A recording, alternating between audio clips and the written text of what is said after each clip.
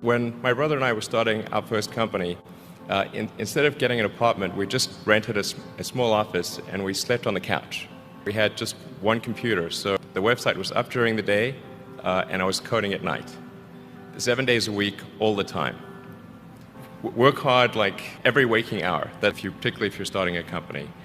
And I mean, if you do simple math, say like, okay, if somebody else is working 50 hours and you're working 100, you'll get twice as much done in the course of a year. The other thing I'd say is, if you're creating a company or if you're joining a company, the most important thing is to attract great people. So either join a group that's amazing, that you really respect, or if you're building a company, you've got to gather great people. I mean, all a company is a group of people that have gathered together to create a product or service. And so depending upon how talented and hardworking that group is, and the degree to which they are focused cohesively in a good direction, that will determine the success of the company. Do everything you can to gather great people.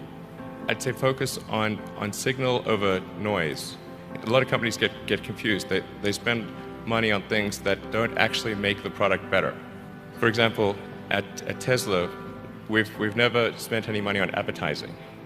For any given company, just keep thinking about, are these efforts that people are expending, are they resulting in a better product or service? And if they're not, stop those efforts.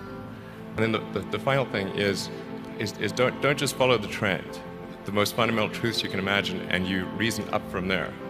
And this is a good way to figure out if something really makes sense or if it's just what everybody else is doing. If you're trying to do something new, it's the best way to think. And then I think that the final thing I would encourage you to do is, now is the time to take risk. But as you get older, your obligations increase. And once you have a family, you start taking risk not just for yourself, but for your family as well. It gets much harder to do things that might not work out.